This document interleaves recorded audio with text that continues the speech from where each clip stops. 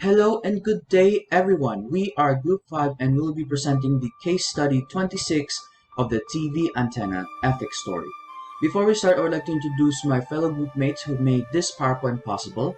DANIKA Aguilar, CZARINA Bascal, MARY-RAFUNZEL Bandoquiollo, CHANDLER Manlongat, JIAN KARLO Sta.Maria, Jane Tizon, and the one who is representative of Group 5, yours truly, Dayap. To start off, let's begin with Chapter 1, which is all about the case, the summary, and the main problem identified. Several years ago, at a TV station in Houston, an accident caused by failed bolts on the makeshift lifting lug took the lives of several men during the application of the TV antennas for a television station. The TV antenna design firm, which we will call designers, designed and fabricated the antenna, while a rigging company, which we will call riggers, was responsible for the assembly and installation of the antenna. The riggers approved the antenna plans for the design company that aimed to add 20 50-foot segment sections to the 1,000-foot transmission tower. The lugs are connected to the lifting cables via jib crane, which are used for the removal and hoisting of the antenna. Experienced contractors are on the site during the application. The riggers were on a crane that is mounted on the construction section of the tower so that it can lift a new section of the tower in its place. The installation proceeded successfully until it reached the last antenna section. The final section is different from the other section because it has microwave baskets attached to its sides. The baskets interfere with the lifting cable. The riggers asked permission to temporarily remove the antenna baskets from the designers, but were refused due to a similar experience of theirs from the past that causes them tens of thousands of dollars in resolution. The riggers with limited engineering expertise proposed a lifting plan to the designers to review their solution. The engineers from the design team refused to look at the set proposed solution by the riggers, since they were ordered not to look at the drawings and not to visit the construction site by their higher-ups to avoid any liability of a possible mishap in the field. Furthermore, the designers did not even suggest nor recommend to hire an engineering consultant for the lifting plans of the riggers. The riggers proceeded to the installation of the antenna even without an engineering consultant. While it is in the process of being hoisted, the bolts on the makeshift lug suddenly failed. Thus, the camera crew, which is on the spot that recorded the installation of the new section of the TV antenna tower for promotion of the new TV station, caught the fall of the 7 riggers to their deaths live on TV. The main problem is with respect to the two companies. In terms of the riggers, knowing their lack of engineering expertise and being refused by the designing firm, they should look for another engineering firm to consult about their plan. So what happens is, they have a plan, but they try to consult with their designers or designing team, but they were refuted on the spot. Rather than finding another consultant in order to double check if the plan is safe, they still went with their plan of the solution, or their own solution. In terms of the designers, they could allow the removal of the antenna basket to enable the rigging company to install the tower safely and successfully. They could advise the rigging firm about their flawed plan and suggest a better solution, and they could suggest the rigging firm consult with another engineering firm, but they did not. In a way, both companies are at fault here, but the designing firm held more responsibility in the accident. However, the designing company, having lots of options to prevent the accident, didn't do anything, all in order to avoid liability. In the end, it all boils down to the design company's complete negligence and violation of the engineering oath to ensure the safety, health, and welfare of the public. At this point, we will now discuss Chapter 2, or the ethics of the case. One of the ethical issues we identified is the term purely financial reasoning. The designers refused the request for the riggers to remove the antenna baskets, all because of the financial consequences it could occur, all because of a similar experience that costed them tens of thousands of dollars. Rather than the designers explain in detail what happened in the class and disclose the said information, they just refuted the riggers' request without leaving any alternative assistance. Another ethical issue we identified is a lack of second technical opinion. With regards to the riggers' proposed solutions, they still chose to do their set plan, knowing full well that they have not received a proper technical second or third opinion via the antenna design team, as well as from another licensed engineer who specializes in those specific scenarios. Another ethical issue we identified is the terms of legal over social. The higher management of the designers instructed its fellow staff and engineer to not examine and survey the proposed plan and rigging area of the riggers despite the risks behind it all. They chose not to intervene, all to avoid any legal consequences and liability if the so-called design or rigging failed. By leaving it up to the riggers, they thought that since their work of design is already done, then the failure of the rigging will only fall upon to the riggers and not to themselves. Lastly, we identified limited engineering communication. There is a lack of proper communication between teams that inhibits the progress of the installation. The designers refuse to communicate or elaborate further by only replying with answers that has no substances or are easily left to interpretation by the others via the rigging team or the riggers. Additionally, the rigging team themselves lack technical communication that could properly criticize the feasibility and safety of their said alternate solution. And the reason why we are able to identify these said ethics or ethical issues is because we use the following concepts as a basis for identification, one of which is safety and health. Safety and health of a worker and civilians alike are always the priority in any professional environment. The designer should have provided sufficient, properly designed lifting lugs to adequately raise the tower into place. The project designs were not reviewed properly by both parties and therefore caused the failure while lifting the antenna. The lifting lugs could have been tested first before using them to prevent the following events. Another concept we use as a basis is the term professionalism. Professional ethics is the professional's personal and organizational standards of conduct in a corporate or business environment, and is the central idea of the professionalism, which is the professional's anticipated level of competency or expertise that includes the professional's adherence or claim to ethical commitment. The qualified experts in both parties did not prioritize communication and consider the possible outcomes of not removing the baskets and have failed to properly check and recheck the design of the segments used for the antenna, as well as the actual makeshift segments that were made and used on the day of lifting. The designers could have done a background check on the riggers first before working with them. In short, there's a lack of checks and balances between both teams so that the plan could go into fruition. It is also very unethical for the designers to get out of the situation unscathed without even compensating or finding a solution for the riggers, even though they were just as responsible as the latter company.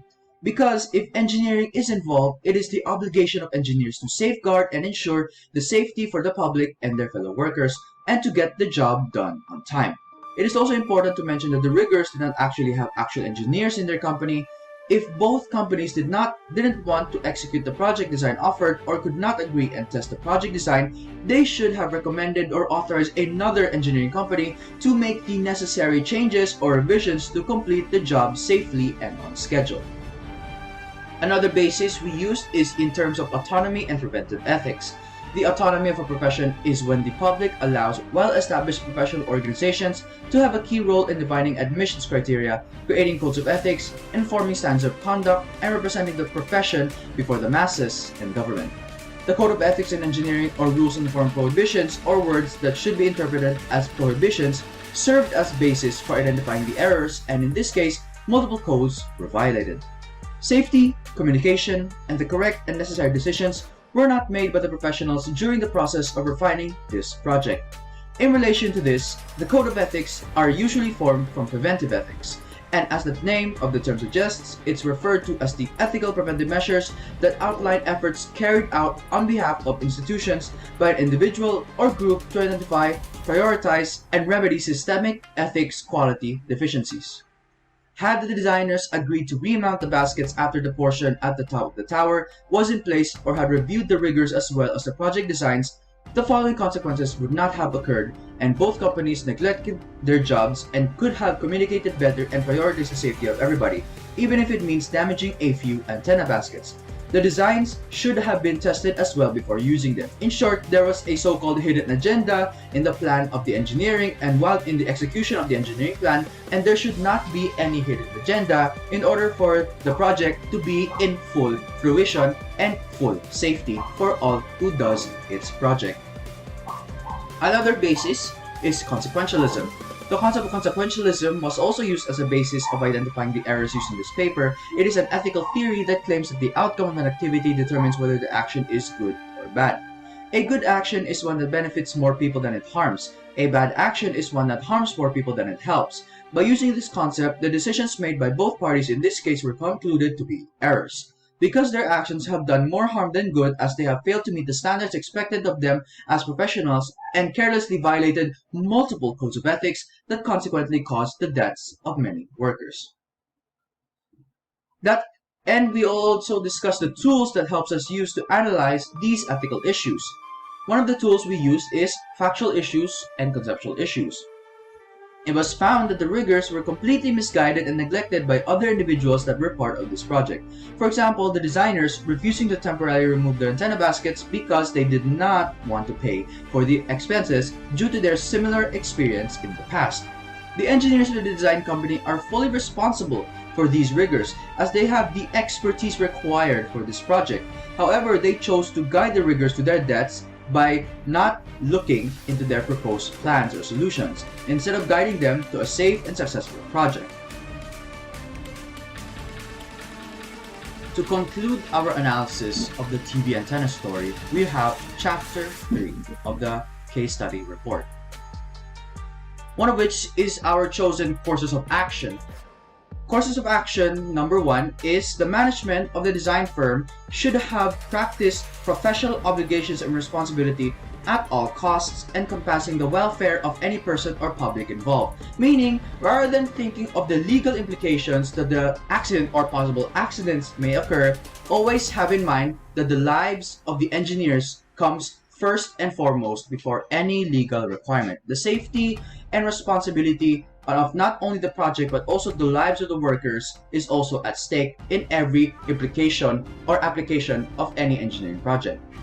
The management of the design firm should be mindful of the operations that come to the scope of their knowledge, providing safety, meaning information should not be locked due to a higher status of the seniority.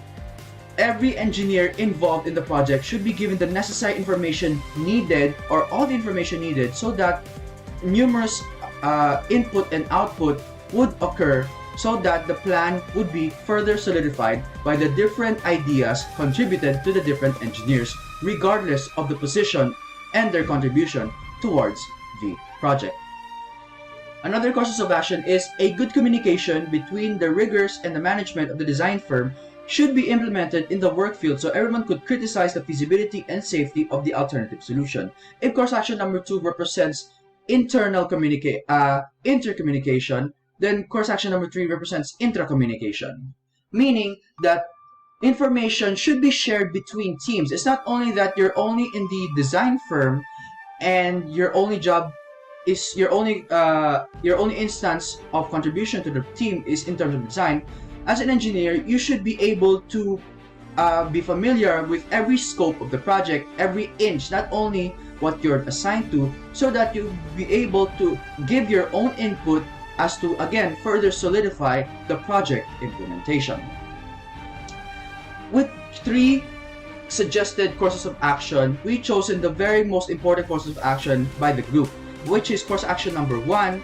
The management of the design firm should practice professional obligations and responsibility at all costs, encompassing the welfare of any person or public involved. Why? Because the value of obligation and responsibility is very crucial in the workplace, as it imposes an accountability for the outcome of a certain choice. And the reason we chose that course of action as the most important is because it directly encompasses the lapses of the management of the design firm as they escape from the possible responsibility of any unexpected scenario that might occur in the installment of the antenna. This course of action also involves how professionals should converse with each other because their level of competency is being addressed in their actions. This basically means that regardless if you're assigned to a different portion of an engineering project, you are still a part of the overall holistic team effort. It's not that one team had a mistake and it is their mistake alone. In a team, if one made a mistake, don't think that everyone also made a mistake. Think about it this way: when one team made a mistake, it is the job of the other team to help that team prepare a resolution so that that mistake would be fixed and would not occur again. Do not shift the blame of responsibility to others, but rather share the responsibility so that a resolution would be able to be proposed at a higher and more solidified and concrete way so that that mistake would not occur again and the project would not only be finished in time with efficiency but also improve significantly and greatly. And these are our fellow references that helped make this presentation possible. And again, my name is Ron Dayap, a representative from Group 5, presenting our analysis of the case study, the TV Antenna Story. Thank you and good day.